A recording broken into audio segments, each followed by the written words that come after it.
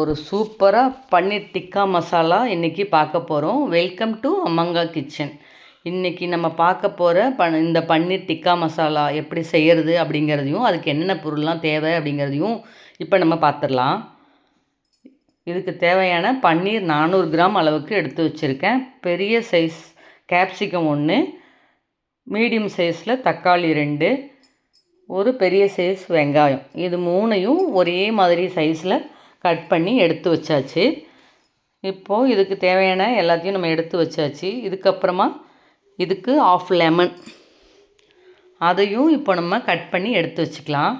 இப்போது லெமனையும் எடுத்து வச்சாச்சு. இதுக்கப்புறம் ஒரு பவுலில் நம்ம எடுத்து வச்சுருக்கிற பன்னீரை அதில் சேர்த்துக்கலாம்.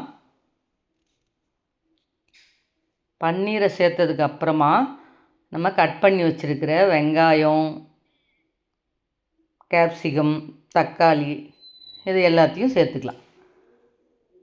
இதுக்கப்புறமா அதில் இப்போ இஞ்சி பூண்டு பேஸ்ட்டு 1 ஸ்பூன் அளவுக்கு அதையும் இப்போ சேர்த்துக்கலாம். இது கூட மஞ்சத்தூள் 1/4 ஸ்பூன், இப்போது மிளகாத்தூள் 1/4 ஸ்பூன் அதையும் இப்போ நம்ம சேர்த்துட்டோம். அதுக்கப்புறமா மல்லித்தூள் 1/2 ஸ்பூன் அளவுக்கு சேர்த்துருக்கேன்.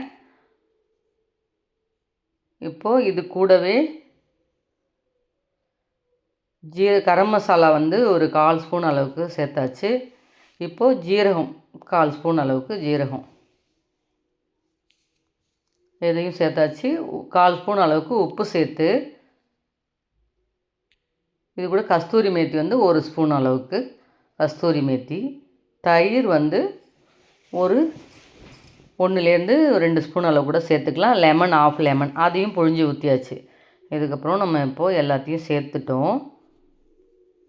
இதுக்கப்புறமா இது மேலே ஓமம் கொஞ்சம் சேர்த்தாச்சு. ஒரு 1/4 ஸ்பூன் அளவுக்கு ஓமம், கடுகு எண்ணெய் ஒரு 3 ஸ்பூன் அளவுக்கு கடுகு எண்ணெய் சேர்த்து எல்லாத்தையும் இப்போ மிக்ஸ் பண்ணிக்க போகிறோம். இந்த மசாலா எல்லாமே நம்ம சேர்த்துருக்க கேப்சிகம், ஆனியன், தக்காளி எல்லாத்தோடையும் கலந்து மிக்ஸ் பண்ணிவிட்டு இந்த பன்னீரில் நம்ம நல்லா அப்ளை பண்ணி வைக்க போகிறோம். நல்லா கலந்ததுக்கப்புறம் எல்லாத்துலேயும் படுற மாதிரி நம்ம கலந்து அப்படியே ஊற வச்சிடலாம். அது அப்படியே ஒரு பக்கம் இருக்கட்டும். இப்போ கடாயில் கொஞ்சமாக எண்ணெய் சேர்த்துட்டு கொஞ்சம் சாகி ஜீரா போட்டு வெடிக்க விட்டுடலாம். இப்போது நம்ம சாகி ஜீரா வெடிச்சிருச்சு. இதுக்கப்புறம் நம்ம கட் பண்ணி வச்சுருக்கிற ஒரு 2 பெரிய சைஸ் வெங்காயம், ஒரு 3-4 தக்காளி, ஒரு 10 முந்திரி, காஷ்மீரி மிளகாய் 3, வரமிளகாய் 2 இது எல்லாத்தையும் சேர்த்து நம்ம நல்லா வதக்கி விட போகிறோம். இது எல்லாம் நல்லா வதங்கி வரணும்.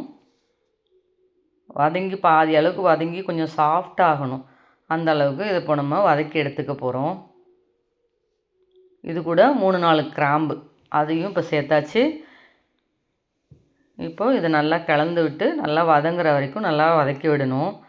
இது நல்லா வதங்கினதுக்கு அப்புறமா தான் நம்ம தண்ணி சேர்க்கணும். அதனால் இப்போது அது நல்லா வதங்கணும். இப்போ அது நல்லா வதங்கிக்கிட்டே இருக்குது.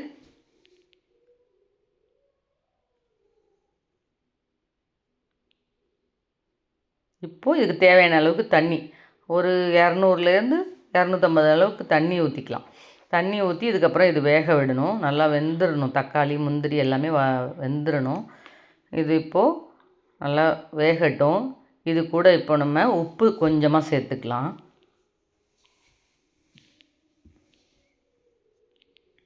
இப்போது நல்லா வெந்து ஆறிடுச்சு. இது அப்படியே ஒரு மிக்சிக்கு மாற்றி நல்லா நைஸாக அரைச்சி எடுத்துக்க போகிறோம். இப்போ அதுக்கப்புறம் நம்ம ஊறிட்டு இருக்க இந்த பன்னீரை எடுத்து நம்ம இது மாதிரி ஒரு கிரில்லில் வச்சு நம்ம அதை சுட்டி எடுக்க போகிறோம். இதே மாதிரி பன்னீரை இது மாதிரி ஒரு கிரில் இருந்தால் அதில் வச்சுருங்க. வச்சு இது மாதிரி அடுப்பை நல்லா ஹை ஃப்ளேமில் வச்சு சுட்டோம்னா அது நல்லா அந்த ஃப்ளேவரோடு நல்லா சூப்பராக இருக்கும்.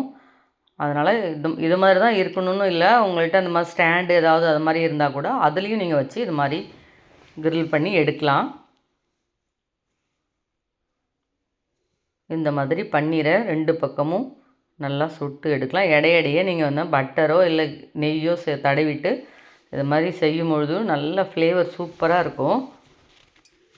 ஒரு பக்கம் நல்லா சுட்டதுக்கப்புறமா திருப்பி இன்னொரு பக்கமும் அதை நம்ம அப்படியே வேக வைக்கணும். இந்த மாதிரி பரட்டி விட்டு நம்ம அப்படியே சுட்டு எடுக்க வேண்டியது தான். இந்த மாதிரி பரட்டி நம்ம நல்லா வேக வச்சு எடுத்து இப்போ பாருங்கள், அது நல்லா வேக ஆரம்பித்தோடனே கலர் மாதிரி நமக்கு தெரியுது. இப்போ லைட்டாக நான் வந்து கீ அப்ளை பண்ணிக்கிறேன்.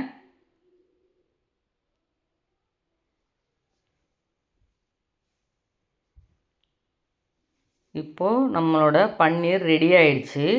இதுக்கப்புறமா நம்ம அந்த கேப்சிகம், தக்காளி, ஆனியன் இது 3ஐயும் இது மாதிரி ஒரு ஸ்டிக் எடுத்து அதில் இதை மாதிரி சொருவி நம்ம அதையும் இப்போ நெருப்பில் சுட்டு எடுத்துக்கலாம். இதே மாதிரி ஒரு ஆனியன், ஒரு தக்காளி, ஒரு கேப்சிகம் மாற்றி மாற்றி இந்த மாதிரி கோத்து எடுத்து வச்சுருங்க. இதுக்கப்புறம் நம்ம அடுப்பில் இந்த மாதிரி நல்லா சுட்டு எடுத்துக்கலாம். உங்கள் வீட்டில் வடகம்பி இருந்தால் கூட அதுலேயும் நீங்கள் இதை மாதிரி குத்தி இதை மாதிரி சுட்டு எடுக்கலாம்.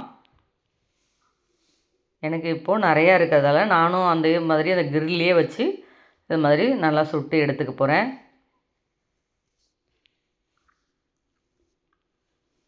இப்போது இதுவும் நல்லா ஒரு பக்கம் நெருப்புலேயே வெந்துடும். வெந்ததுக்கப்புறமா திருப்பி விட்டு மறுபடியும் நம்ம இன்னொரு பக்கத்துக்கும் வேக வச்சு எடுத்துக்கணும். அது நல்லா அந்த நெருப்பில் வேகும்போது நல்ல ஃப்ளேவர் சூப்பராக இருக்கும்.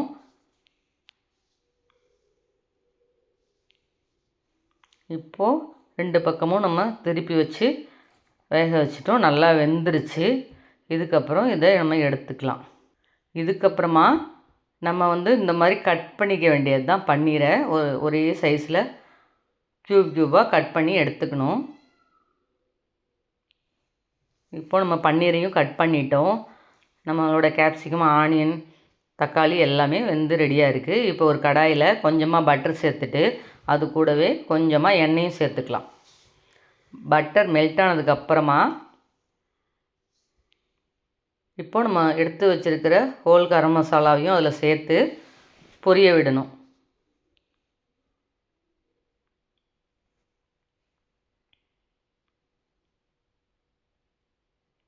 இப்போ இஞ்சி பூண்டு பேஸ்ட்டு ஒரு ஸ்பூன் அளவுக்கு சேர்த்துட்டேன். இதை நல்லா வதக்கி விடணும். இஞ்சி பூண்டு பேஸ்ட்டு வதங்கி அந்த பச்சை வாசனைலாம் போயிட்டு அந்த பட்டரில் அது வதங்கிறதுனால ஒரு வாசனை வரும். அது வரைக்கும் இந்த இஞ்சி பூண்டு பேஸ்ட்டை கொஞ்சம் நல்லா வதக்கி எடுத்துக்கணும். இஞ்சி பூண்டு பேஸ்ட்டு நல்லா வதங்கி அந்த வாசனை வந்ததுக்கு அப்புறம் தான் நம்ம மற்றதெல்லாம் சேர்க்கணும். அதனால் கொஞ்சம் நல்லா வதக்கி எடுத்துருங்க. இப்போது இது நல்லா வதங்கிடுச்சு. இதுக்கப்புறம் நம்ம அரைச்சி வச்சுருக்கிற அந்த பியூரியை அதில் ஊற்றிக்கணும்.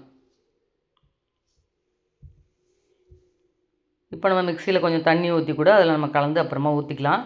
இப்போது இது நல்லா கொதிக்க ஆரம்பிச்சிருச்சு. நல்லா கிளறி விட்டுருங்க. கிளறி விட்டதுக்கு அப்புறமா அதில் இப்போ நம்ம கொஞ்சமாக தயிர் சேர்க்க போகிறோம். தயிர் வந்து ஒரு 2 ஸ்பூன் அளவுக்கு சேர்த்தா போதும்.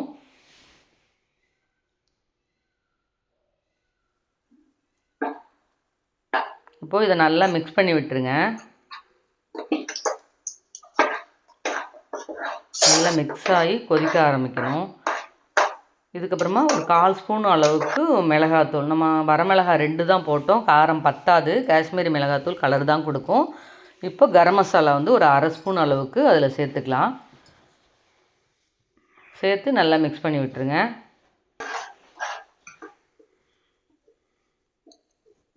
இதுக்கப்புறமா நம்ம அந்த ஆனியன் பன்னீர்லாம் சேர்த்து மசாலா ரெடி பண்ணிக்கணும். அதில் இருக்கிற மிச்சத்தையும் அதில் இந்த மசாலாவோடு சேர்த்து வச்சு போட்டுடலாம். இப்போ போட்டு நல்லா கலந்து விட்டுருங்க.